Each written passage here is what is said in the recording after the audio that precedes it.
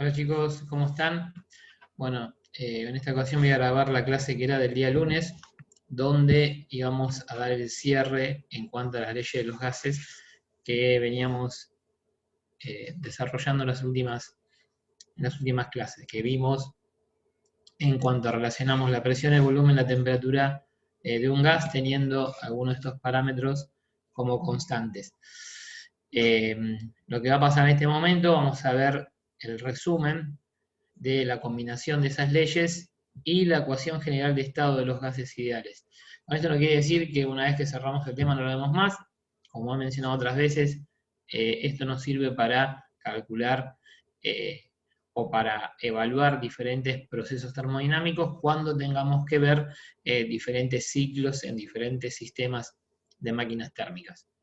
Entonces, voy a hacer ahora pasar a compartir el documento que siempre les hago llegar a ustedes,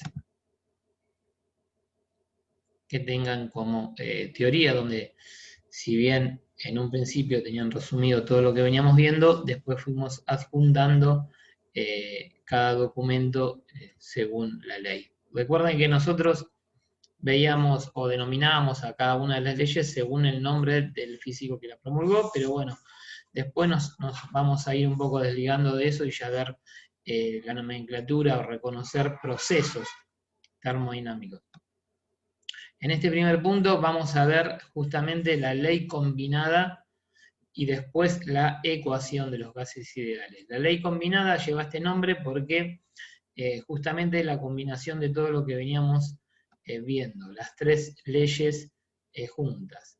Recuerden que la primera era la ley de Boole, que relacionaba presión y volumen cuando la temperatura es constante.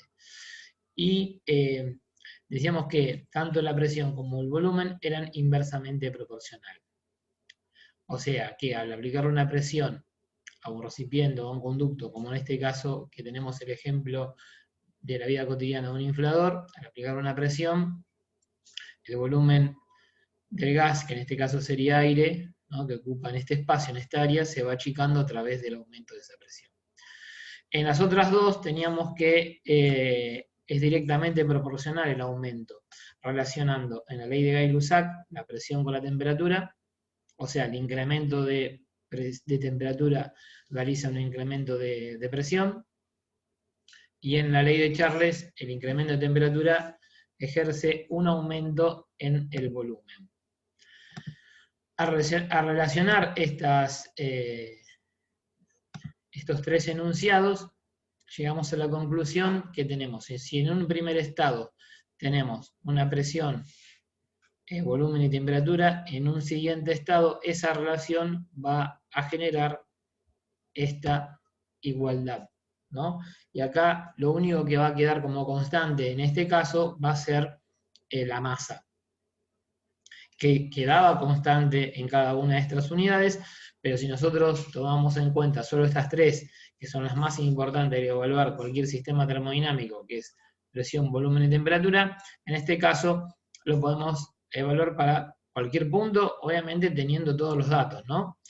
Entonces, por eso, si hacemos el desarrollo matemático, al tener siempre la temperatura, si lo haríamos como sacando un factor común, la temperatura queda dividiendo y la presión y volumen quedan multiplicando. Y ahí tendríamos la ley, en realidad no sería una ley, sino es la ecuación de la combinada de estas tres leyes, que surgen en el efecto hasta estos tres, podríamos decir, ensayos, descubrimientos empíricos que nos dan esta fórmula, obviamente despreciando otras condiciones, siempre hablando de un gas, ¿no?, dentro de un recipiente en el cual, o un conducto, o en el sistema que sea, en donde lo que hacemos es relacionar estos tres parámetros o estas tres magnitudes, ¿no? Bueno, este es en un primer punto. Lo que sigue, acá, bueno, van a ver que en el documento sigue con algunas aclaraciones, como en este caso, que tenemos en una primera instancia la condición inicial de la presión y volumen de temperatura y la condición final, ¿no?, aplicando esta fórmula que nos puede servir para cualquier punto del ciclo termodinámico. Más abajo van a encontrar que hay un ejemplo con un ejercicio, ¿no? Donde justamente por despeje tienen, dice, los neumáticos de un coche deben estar a una presión de 1,8 atmósferas a 20 grados centígrados. Con el movimiento se calienta hasta 50 grados centígrados, pasando su volumen de 50 a 50,5 litros. ¿Cuál sería la presión del neumático tras la marcha? Y bueno, ahí teniendo las unidades correspondientes, siempre teniendo en cuenta que la temperatura hay que pasar a grados Kelvin, se puede obtener el valor final de la presión haciendo el despeje, que sería la presión 2. Luego, una vez ya teniendo en cuenta esta combinación de leyes, pasamos sí a la ecuación de estado, que es la ecuación general de los gases ideales. Antes de esto, o sea, también relación a presión, relación a volumen, relación a temperatura, pero acá toma en cuenta otros datos que en el caso anterior nosotros no utilizamos y que también son importantes. Esta teoría fue desarrollada por Boltzmann y Maxwell, nos indica las propiedades de un gas ideal a nivel molecular. Que todo gas ideal está formado por un número de pequeñas partículas que son átomos y moléculas. Los primeros enunciados para declarar esta fórmula dice que todo gas ideal está formado por n pequeñas partículas puntuales, o sea, un número pequeño de partículas puntuales de átomos y moléculas. Las moléculas gaseosas se mueven en forma recta y desordenada, y que un gas ideal ejerce una presión continua sobre las paredes del recipiente que lo contienen.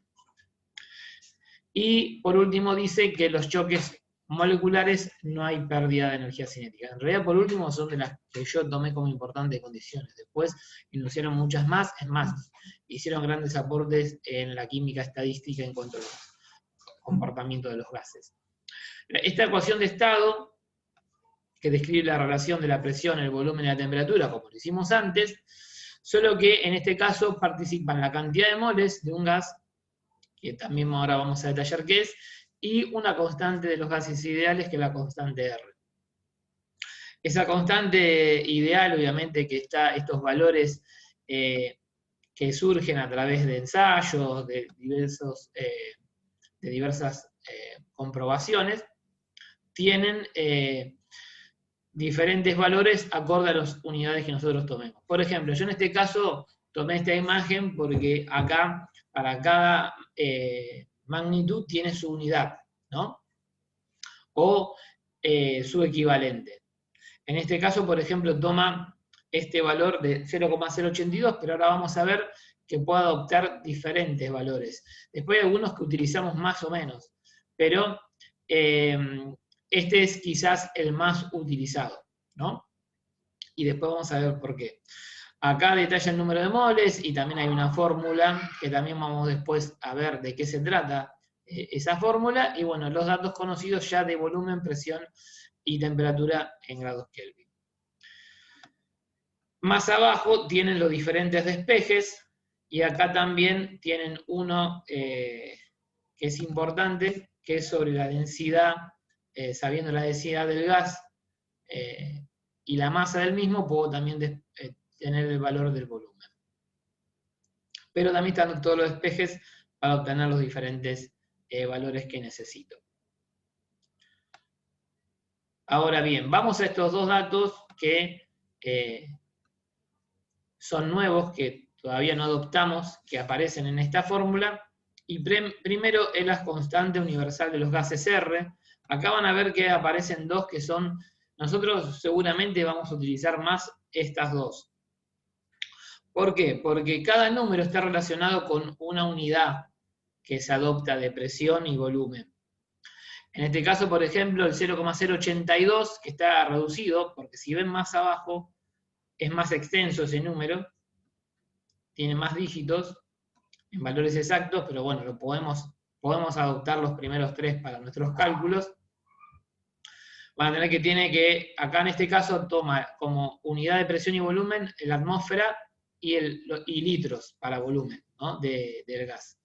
Sobre mol, que es la unidad de los moles, y grados Kelvin. En este caso, que está en Joule, Más adelante lo vamos a utilizar mucho más porque vamos justamente a trabajar con valores de energía, valores energéticos en calorimetría, en energía interna, para calcular la energía absorbida, desperdiciada en diferentes sistemas termodinámicos. Entonces, esta la vamos a utilizar más adelante mucho más.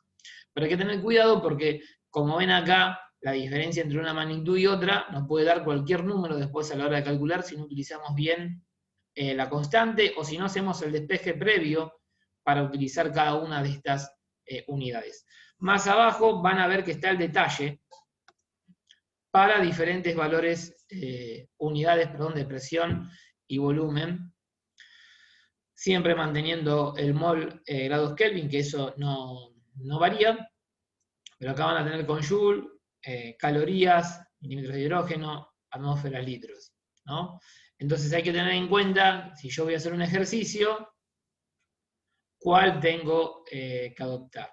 Acá yo también dejo siempre un enlace, van a ver un enlace de YouTube, donde pueden ver una aplicación, un cálculo, y ver qué datos adopta.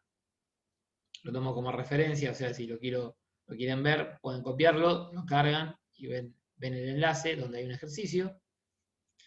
Y bueno, más abajo de esta constante, una vez que ya sabemos esta constante universal de los gases, que son números fijos, respetando la unidad, que obviamente no van a servir para hacer los despejes correspondientes a la hora de calcular algún valor, tenemos lo que es el mol.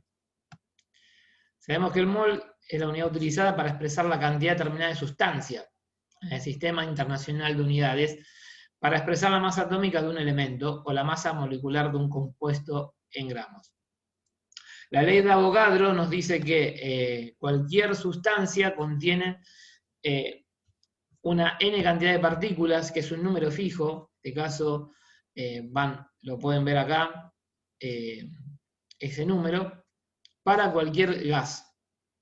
Ahora, a nosotros quizás no nos interesa tanto, pero sí como dato para saber de que esto se adopta como una constante, ¿no? para todos los gases, pero sí nos interesa saber que esas n partículas que puede tener el gas pueden ser átomos, pueden ser moléculas, iones. Y tenemos dos formas de poder calcularlo a través, si no lo tenemos como dato, a esa cantidad de moles. Una es, voy a empezar por la segunda opción que yo detallé acá, que es utilizando la ecuación de los gases y tengo todos los otros datos, ¿no? Si tengo presión, volumen, la constante universal, sé cuál utilizar, la temperatura, listo, despejo y consigo la cantidad de moles. Ahora, si no lo tengo, tendré que ver primero si tengo la masa del gas que está en estudio, que estoy utilizando, y si sé sobre qué gas estoy trabajando, está la masa molar, que eso lo puedo tener como dato, lo puedo buscar, se puede conseguir también a través de la tabla periódica. Obviamente que en este caso tengo que saber el gas o quizás también dármelo como dato. De ahí puedo obtener la cantidad de moles, ¿no? Después también, como vimos antes en el despeje con el tema de la densidad, sabiendo la densidad del gas, puedo sacar la masa, la masa molar y llegar hasta ese número. Pero saber que son partículas del gas que se adoptan como estudio de una determinada sustancia. Bueno, más abajo detalle el cálculo de moles. Lo mismo que se expliqué antes, ya con la fórmula de cómo lo tienen que calcular. M masa de la sustancia en estudio, M masa molar del gas. Y abajo de esto, ya apartado de lo que estábamos viendo, o sea, obviamente que tiene relación, vemos la última de las leyes, que es la ley de Dalton o de presiones parciales. Acá también tiene un enlace de YouTube que tiene la explicación también del mismo, ¿no? Donde dice que en 1810 Dalton estableció que la presión total de la mezcla de gases es igual a la suma de las presiones que ejerce cada gas si estuviera solo en el recipiente. Y acá vemos el ejemplo, ¿no? Utilizando la ecuación general de estados, y sus opciones parciales, ¿no? Teniendo en cuenta la cantidad de moles que hay en cada uno de esos gases, que es lo que va variando. Porque supuestamente tenemos los valores de volumen iguales, asimismo también los valores de presión, o las presiones parciales que ejerce cada gas, y su temperatura. Entonces, teniendo el número de moles, puedo llegar a ese cálculo global de las presiones parciales de cada gas, teniendo un total de ese valor de presiones. Esto quizás es una de las leyes quizás que menos utilizamos. Nosotros nos basamos en otro tipo de cálculos, pero sí es necesario tener en cuenta y quizás es importante para alguna de las aplicaciones que vamos a ver. Pero, como mencioné antes, quizás es la que menos utilizamos, por eso no le damos quizás o no abordamos como así lo hacemos en otras leyes. Por último, acá van a tener un resumen de leyes importantes, que son, bueno, todas las que fuimos viendo, ¿no? La ley de Boyle-Mariot, la ley de Gay-Lussac, la de Charles, la ley general de los gases, que es la que estamos viendo en este video, la ley combinada, y la de presiones parciales de Dalton como las más importantes para calcular este fenómeno y para poder calcular las magnitudes en unidades, ¿no? De presión, volumen y temperatura. Así que bueno, este es el resumen, y como hacemos con cada una de las leyes que fuimos viendo, van a tener la actividad correspondiente con los temas divididos como lo venimos trabajando hasta ahora. Son 3 ejercicios donde pueden aplicar tanto la ley combinada como la ecuación general de estado. Recuerden que la ecuación general de estado es esta que vemos acá, donde tenemos presión por volumen es igual a número de moles por la constante de los gases por la temperatura en grados Kelvin.